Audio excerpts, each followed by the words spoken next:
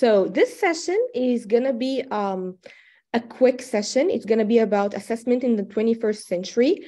We're going to be looking through the points of the 21st century, the major, like the characteristics of teaching in the 21st century. And we're going to be looking at how to assess students in such a class. So let's get started. So these are some of the discussion points that we're going to be looking through. First of all, we're going to start with why assessment. Then we're going to go through the assessment in the 21st century classroom, or basically the characteristics or the major points that define the teaching in the 21st classroom.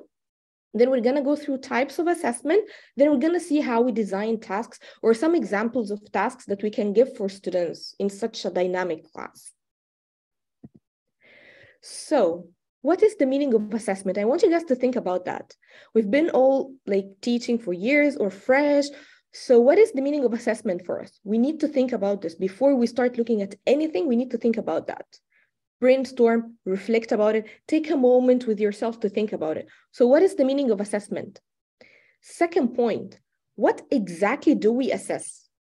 Performance, content, knowledge, or do we assess memorization? What exactly do we assess? The third point is, how do we assess students? How? What is our strategy for that? Then the last point, how do we align our teaching and our assessment with the 21st century? Because this is a little bit challenging for some of the teachers, and it was very challenging for me at first, but let's see how things can go through it. So what are the core values of teaching in the 21st century? First of all, there is creativity and innovation. So we encourage our students through English language, through ELT, to be more creative and to be more innovative, not only for using the language, but basically is to how to use the language outside the classroom and how to use the language to be able to express what they really want to say and how to be able to use the language to merge it with other subjects as well. For example, like science or math or like ICT. So basically you merge different subjects together to get them to be more creative. Which takes us to the second thing, which is communication and collaboration, because we don't teach students separately.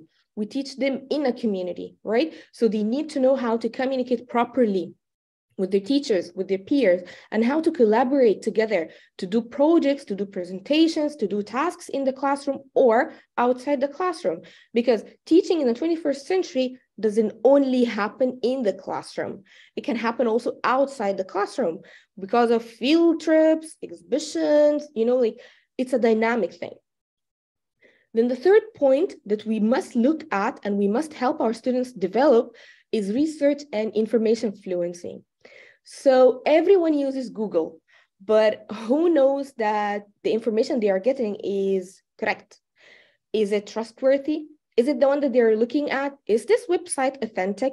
Where did they get the information from? So they need to learn how to filter information by themselves. They need to find the information by themselves, whether from the books, but let's just admit the truth. Most students, they don't read paper books. They don't really like reading paper books. So we need to adjust to the new demands of the century. We need to teach them how to find information by themselves in the correct way. And also how to do citation, because it's very important. Academic honesty or academic integrity. It's very, very important. You don't have to be very strict with them that they have to create information, but basically they have to find information the correct way and also to cite the work. Then critical thinking. Critical thinking is really crucial here because you face some students in class that they are lazy to think. So how are you going to engage them to think? And how are you going to push them or to motivate them to do some critical thinking, to go outside the box as well? Then problem solving.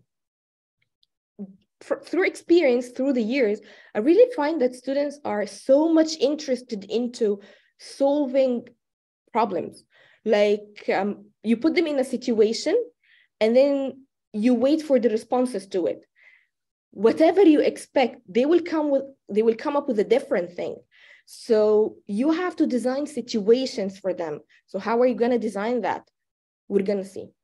Then the digital citizenship, which is like using ICT, using online technology, using everything that's related to computer and online and platforms to learn from. So these are the core values of the 21st century, okay? Teaching in the 21st century classroom.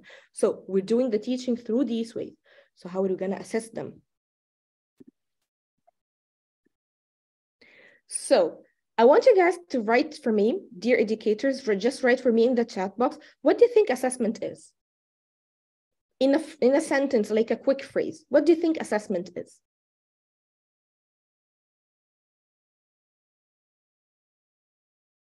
Evaluating understanding, okay.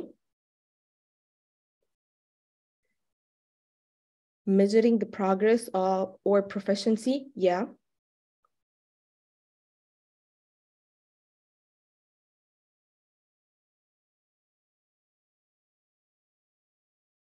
To check their understanding and knowledge, okay. Measuring learning in a given period, yeah.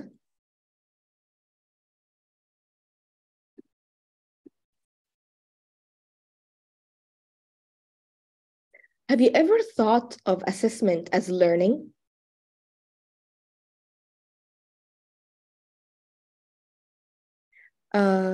To know the educational needs of the students, exactly. Yeah, assessment is learning. You're still learning, we are still learning, and students are learning as well. So based on the feedback that you're getting from them, checking where exactly they are, you build your future lessons, you build your future units, all right? So let's see. Before you design your assessment, you have to think well about those points. What exactly are you assessing? Are you assessing content? The amount of knowledge that they have. So for example, you give them a list of questions, a paper, or like a Google form or whatever, like you give them a list of questions and then you ask, is this correct or no? What do you know about that? And then what is the reason behind this? And then you ask them to express their opinions or like to list the knowledge that they have. Or you're assessing skills through tasks, or are you assessing performance, the way they are doing the skills, or the way they are showing how communicators they are, or for example, the way they are showing how good they are good at problem solving? Are you assessing their performance, or are you assessing all of them together?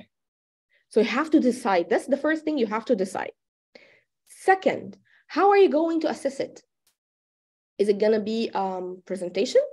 So is it going to be a test? Is it going to be like a big test?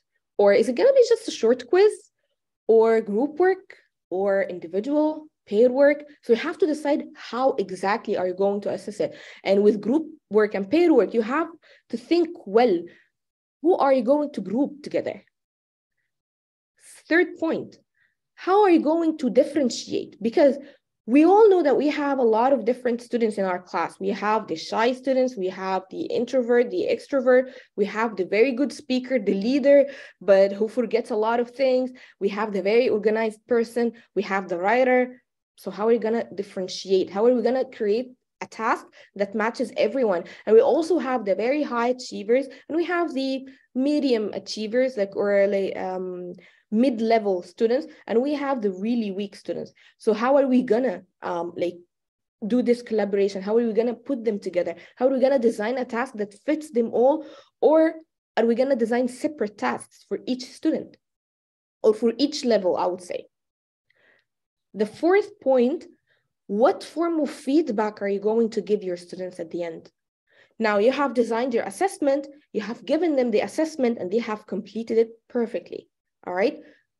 Okay, you just take the papers or you just take the project and that's it? Or what type of feedback are you going to give them? Is it going to be like an individual feedback orally? Or is it going to be a written report like on the school platform or in a written report or whatever? Or is it going to be a grade like out of 20, out of 10? Which one suits your students better? And which one serves the task and your learning goal better? So here is something that's called assessment criteria or the success criteria. I'm pretty much sure that most educators have heard about that term and they are pretty much familiar with it, but let's also go through it because it's a very important part in assessment.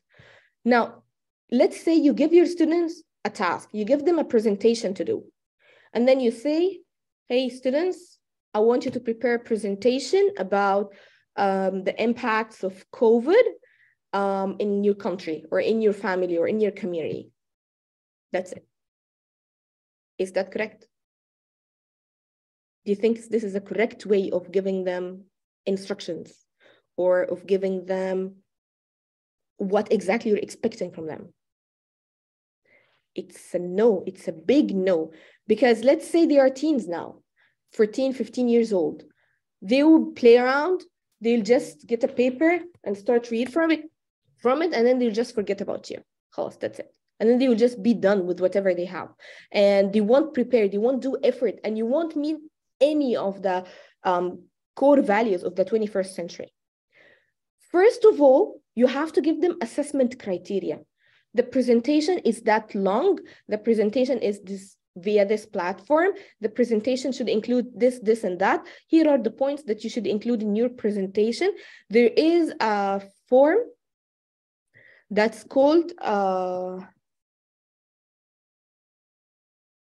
there is like a strategy. You give them the assessment criteria, you give them the audience, you give them the purpose, you give them the topic, you give them the duration, you give them full instructions of everything. After you give them all the instructions, you tell them the assessment. How are you going to assess them?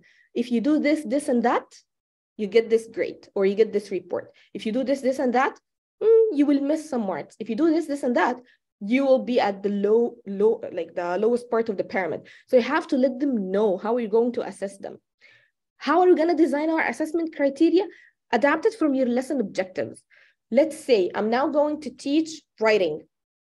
So I have to teach them how to write a full sentence. I have to teach them how to write a correct, meaningful sentence. They have to write, they have to avoid fragments. They have to use coordinators, subordinators. They have to use a lot of linking words. So you give them all these criteria. If they write a lot of fragments, they miss points. If they write below the word limit that you give them, they miss points as well. So you have to be very specific on what you're giving them, adapted from your lesson goals as well.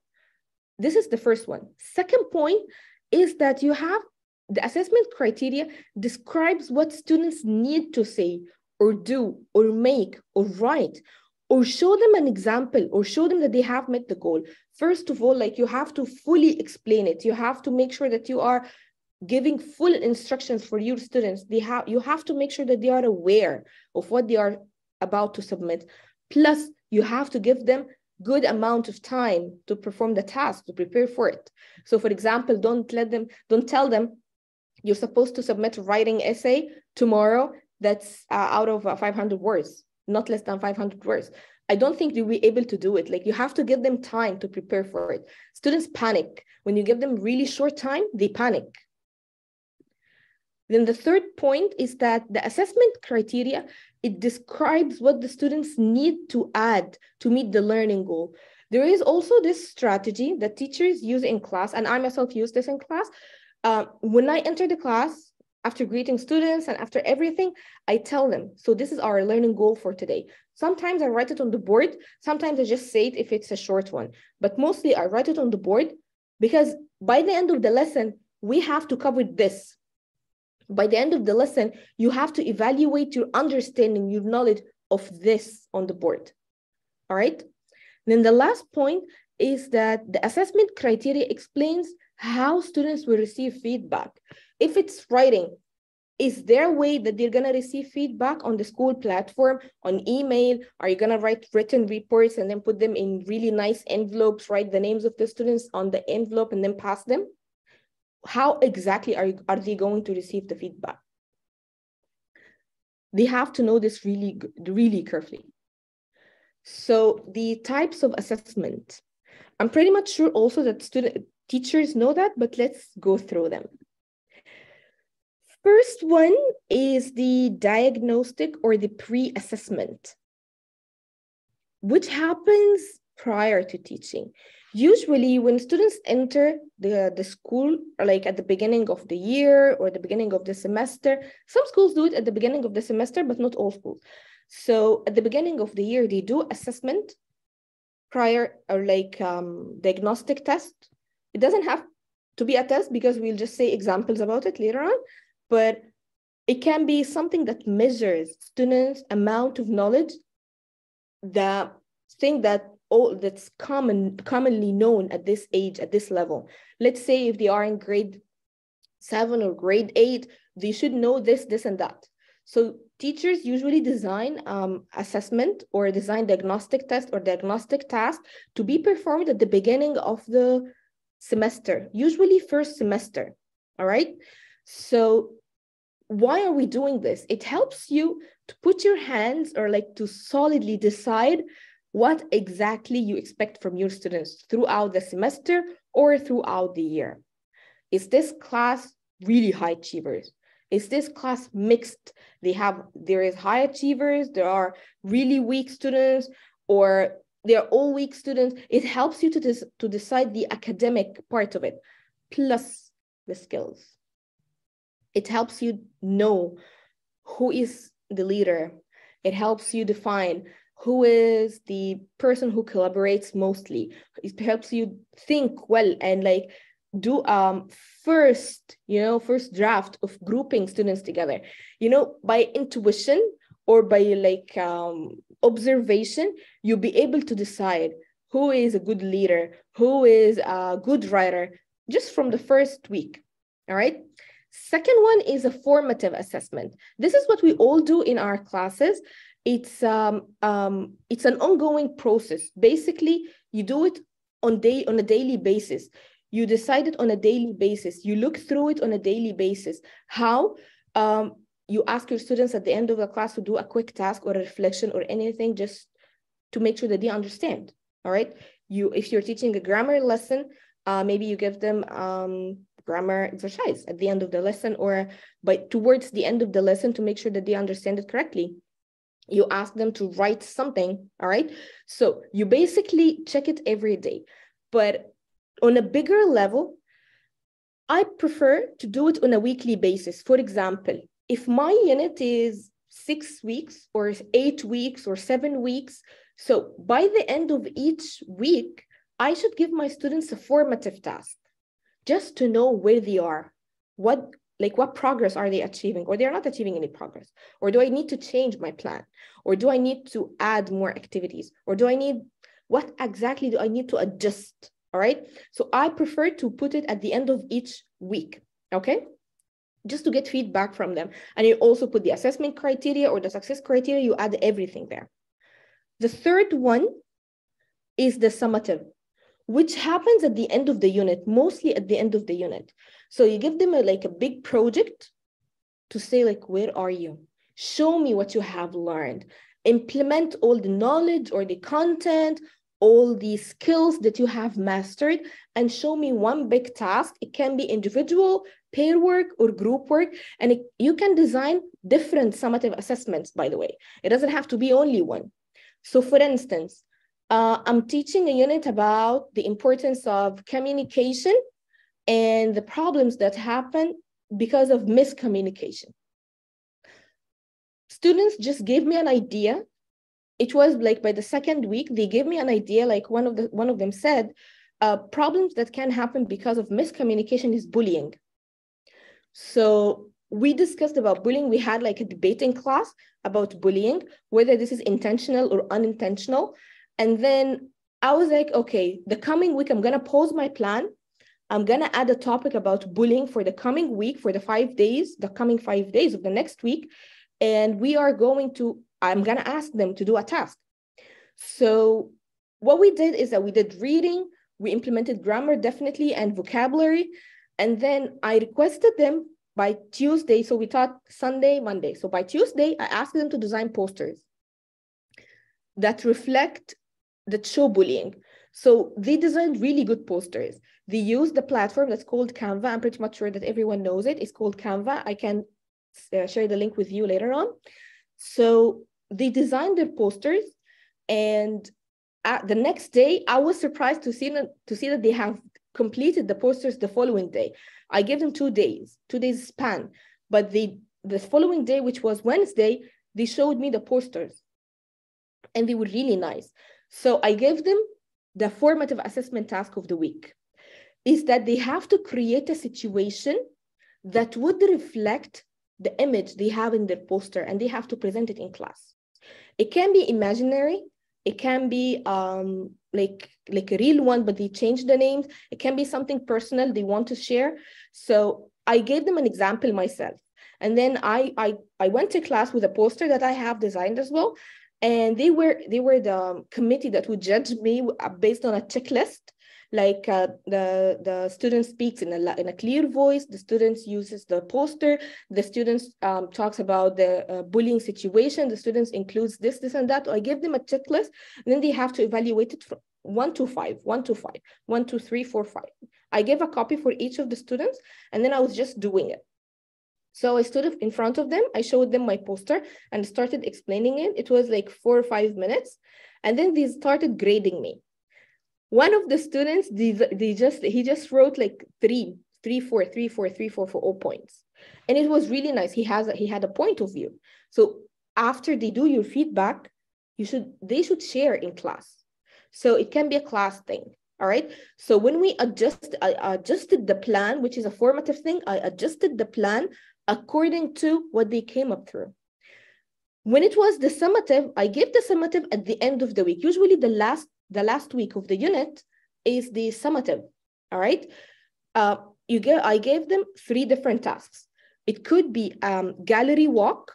Gallery walk is that they design posters, they design drawings, and then they write captions on it, and then they display them in class. They invite other classes, other classmates, other teachers, whenever they are free during break times, to come and have a look at it. And there was a reflection part. They just write reflections on sticky notes, and then they stick it for them. That's the first one. Second task was writing.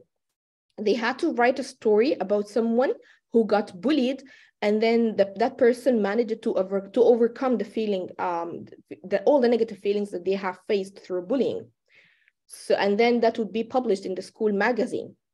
And then that's the second task. The third one is that they organize a presentation, and then they invite the lower grades at a hall at the school, and then they just collect all the grades together and speak to them about reasons of bullying, why it happens, and how to overcome it. So they had 3 tasks by the end of the unit, the whole unit, to choose from. And I also gave them assessment criteria for each task. You find tasks that students would never touch, which was the writing. So after that, I learned to do something else, which was like I had a bowl with names or with groups that I have already designed before, and they already know their groups. So they just pull a paper and see what tasks they have, so that they can go through all the different tasks, and students as well can see each other's work. So this is about a summative assessment. Usually happens at the end of the unit, and it helps you decide where exactly you are and what is the result of all the teaching that you have been doing in class. Then we have something that's called norm referenced assessment. Basically, you compare students' results to each other. If they have done writing, what is A's writing looks like? What is B's writing looks like? What is X's writing looks like? And then you see the different levels of it. It helps you do differentiation in a better level in the coming units and the coming lessons as well. So you decide separate or individual performances in response to, in one task, okay? The fifth one is criterion referenced assessment. So basically, you pick certain criteria, you pick a certain rubric or so, and then you give it to all students and see how they are going to assess it. The difference, how they're going to do it. The difference between the norm reference and the criterion reference, the norm reference is that you take samples of students' work randomly after they perform a task and see how they perform differently to it, or how they acted differently to it. The criterion one is that you decide a rubric, give it to all students, which can be challenging for most of the students, and let's see how are they going to respond to that. Some of them can do it correctly. Some of them can be a little bit hesitant to do it. Some of them can be extremely shy and they don't want to do it. And it happens like a pop-up thing. And you don't say this is a test or a quiz or nothing. You don't, because students, whenever they hear this is a quiz or a test or like a midterm or something like that, they panic. They started to get scared. And if they're really, really good at what they are doing, sometimes they will forget, they will start crying. So mostly in the 21st century, we don't really say, this is our exam, this is our test. You just give them the task and give them a feedback about it. All right, this is the difference between the norm reference and the criterion one. The last one that usually happens over a long period of years, which is the benchmark assessment. Like, for example, you keep portfolio for all students for the middle school. We do that at our school. We keep portfolio for Eman, for example, when she was in grade 7, grade 8, and grade 9, and how like her progress is. Is it becoming better, or is it becoming like she's going backwards or forwards? Is it really good? Is it, we need to speak to parents? What action plan do we need to have? We should have. All right, so this is benchmark. It happens over a period of years or grade level. So any questions so far? Please type in the chat box if you have any questions or comments.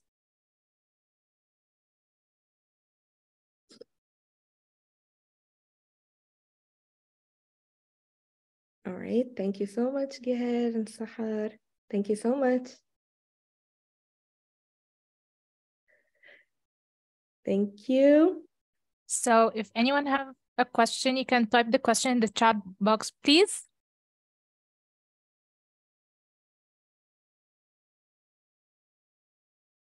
Okay. So let's keep going. So how are we going to design our assessment in a class like that? How? So now we know that 21st century core values. We know different types of assessment. We know that we should include assessment criteria. So how exactly are we going to do that? It's a little challenging, right? At first, you feel like, how am I going to assess my students? And mostly the first assessment that you give your students that includes everything, you feel like you're panicking a little bit. You don't feel that confident when you're doing it. But then later on, you feel like that's the easiest part that I can do. Let's see. This is your checklist. First, what is my subject or my lesson? What is my subject, or my lesson objective? What is it? So for this unit, I'm going to focus on students doing poetry analysis. They have to read poetry. They have to understand between the lines. They have to do a poem analysis, and they have to write a poem by themselves by the end. So this is my general objective of the unit. And I'm gonna divide it, let's say, over 6 weeks, and the 7th week is gonna be the summative, okay? So for each week, what is my mini objective, or what is my mini goal for each week? Then I have to decide it, okay? For example, students have to recite the poem in class, like say it in a poetry way in class. And then they have to collaborate together, sit together to do analysis about it. They have to find out the figures of speech, the rhyming scheme. They have to do the paraphrasing. They have to do the sound devices, the alliteration, and all the assonance, the consonants, and all these. So they have to find them out. So this is the objective of my first week, okay? Sometimes, because poetry can be a little bit hard for students, so sometimes it can be for my first and second week. But again, if it's the same objective for the first and the second week, you also create a formative task for the first week and for the second week. Don't just give them a week without a task, because they won't study, they won't focus in class, they won't pay attention, they won't be alert to what you're saying, all right? So let's say I'm going to teach them how to do the poetry analysis. So Sunday, Monday, Tuesday, I'm going to give them, let's say, different short poems. We're going to read them, easy ones. We're going to read them. We're going to recite them in class. We're going to do the poetry recitation lesson, and then they will laugh. They will have fun. All right. That's the first week. Then about Wednesday, I will just divide them in groups. Give them a longer one, let's say a poem that's 4 or 5 stanzas long, but not that easy and not that hard, like medium level. And then I'm going to ask them to write the paraphrase, and I'm going to ask them to find all the figures of speech, find the rhyme scheme. They have to work in groups, and then they have to answer it in an answer sheet. I won't use technology here. I won't use Google here. I won't use translation, because I want to see how they're going to react to this poem without using translations or like dictionaries. All right. Then the second, or the most important thing is that you have to set your success criteria. All right. So you have to tell them, you must write the paraphrase in a paragraph that is that long. You must find, let's say, 2 metaphors. You must find the rhyme scheme for each stanza. You must find 3 examples of alliteration, things like that. This is your success criteria. This is how I'm going to assess you. If you miss this, you're gonna lose marks. Okay, or your report will not be excellent. It will be very good, or like can be letters or colors. It depends on like the way you design it. Then your tasks must be challenging for them, but fun at the same time. So try to get out of the bubble that's a boring class. Try to get out of it, because at the end of the day, you meet those students every day. So you enjoy it yourself. If you enjoy it, they will enjoy it, and it won't be hard for you. So try to create things for you that you find yourself you like. And then when you like it, students will like it as well. And then it will be easy and fun and better for you, even if it's a bunch of work, but you will enjoy it at the end of the day. Then name your task accurately. Don't just be like, okay, here is your task, do the analysis. What is the name of the task? Like poetry analysis, or let's analyze it, or something like that. Try to be catchy with your title. It will take time, but try to be catchy with it, okay? Because later on, when you refer to tasks, don't refer to it, the task that we did, the poem analysis, and I don't remember the name of the poem, and blah, blah, blah. So you just name it. That will be easier for you when you're doing the marks, when you're doing the assessment, when you're doing the unit report or the semester report. It will be easier for you and for the students as well. And consider differentiation. Differentiation here, you can consider it with grouping and regrouping. And also keep in mind one thing, that students can get really bored if they have, if you find like one of the students that is really, really good, and he has or she has one of the group members that is a little weak or not that good at them. It can create negative feelings together with the students. So you have to group them accordingly, and you have to make them feel like all of them are doing this task together. It's not individual. It's not who does what. It's together. And sometimes, like, I usually focus on that with my students. It's not I did that. It's our group did this. Our group came up with this idea. And then you are monitoring. You're going between the groups. And then if you find some lazy students, you encourage them. If you find some students that they don't really understand what they are supposed to do, or is it a little bit hard for them, you encourage other group members to help them. So it should be at the end a group product if it's a group thing. If it's individual, that's a different story. You should meet different, like levels in your assessment. So it has been a lot of theory. So let's see some examples. For the diagnostic test or for the assessment test, it can be a paper test, like specific duration, an hour. It tests reading, reading comprehension, and then grammar, vocabulary, then writing. That's fine. But I prefer to do something else with it. So I prefer to keep the diagnostic test a bit shorter and a bit smaller, And I prefer to engage students in one task or in one activity that they would speak in it. So one thing I really recommend for teachers, especially at the beginning of the year, if you're new to students or if they are new to each other, is that you ask them to prepare interviews. Like they speak together and then they interview each other, then they present about the mate that they spoke to. For example, Eman and Sarah are going to speak together. And Eman is going to ask Sarah a list of questions. What do you like? Where did you spend your summer holiday? What is your favorite place to go? Things like that. And then Eman is going to speak about Sarah.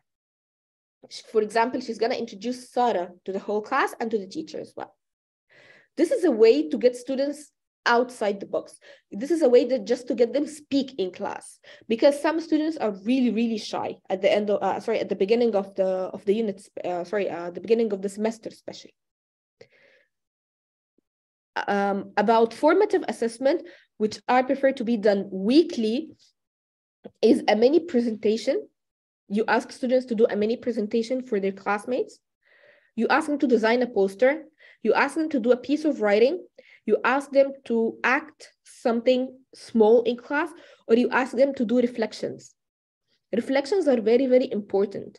There are a lot of different strategies for reflections. We can collaborate in a few future session, inshallah, about reflection. But you can ask your students to give reflection about that, about what they have learned. The summative assessment, weekly here is a typo. It should be by the end of the semester. So you can give them a long presentation to different audience. You can invite teachers as well. You can let them receive feedback from different people. You're not the only person who's giving feedback all the time, because you need a different eye as well. For example, you can give them a movie to watch, or you can have a movie day in class that is related to the theme or the content of the unit, and then you can ask them to analyze it at the end. The plot, the theme, the moral, the characters, analyzing the characters, how the characters changed. It can be something that can be done in class as well. Writing, you can ask them to watch 2 movies if your unit is long, and then you can ask them to write an extended essay, really long one, to analyze both or to comment on both or to link both of them, how similar or how different they are. And you can also have a school gallery or a school exhibition. This is usually done by the end of the semester or towards the end of the semester, just to see students' performance. And you can invite parents, you can invite other teachers from other schools, and you can invite teachers of the same school from different subjects to go and see students' work. And then they receive feedback as well. So, any questions so far? Any questions? Online assessment is different because you use a lot of technology in it. So we can have another session to talk about that. Online assessment is very, very important as well, Sahar. And we have, it's deeper, it's different, it's done differently from face-to-face class. So we can talk about this, inshallah, in a future session. Okay, so quick recap. So what is assessment criteria? You can just type in the chat box what you've learned about assessment criteria. Or you can unmute yourself and speak if you wish.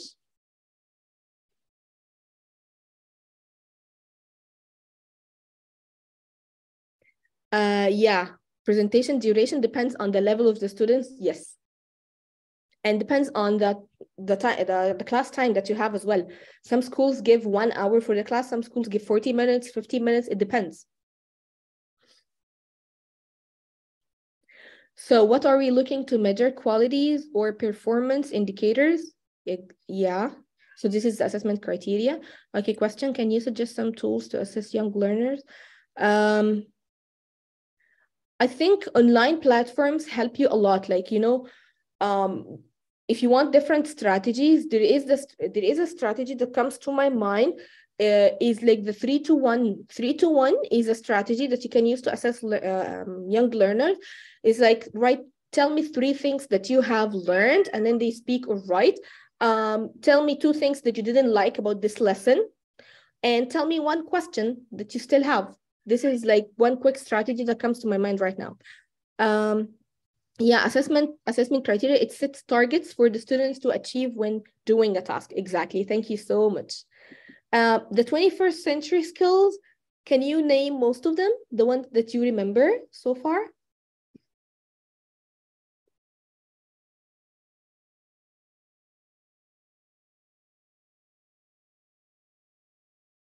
You can type in the chat box, or you can unmute yourself and speak.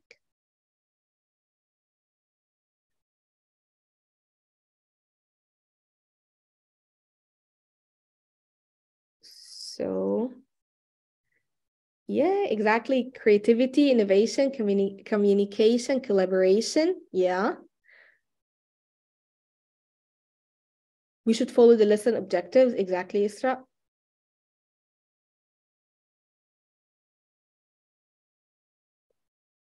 Okay. Assessment types. What do you remember about assessment types?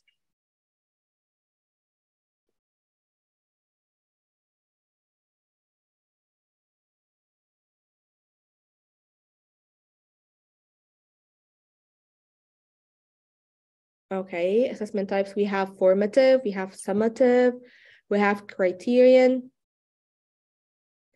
Okay. Oh yeah, we have diagnostic test. Thank you so much, Isra, as well. All right. So here comes the end of our session for today. Thank you so much, everyone, for joining me this morning. And just a quick thing, I just want everyone to just post their feedback to this link, if you don't mind. And I hope to see you soon, inshallah.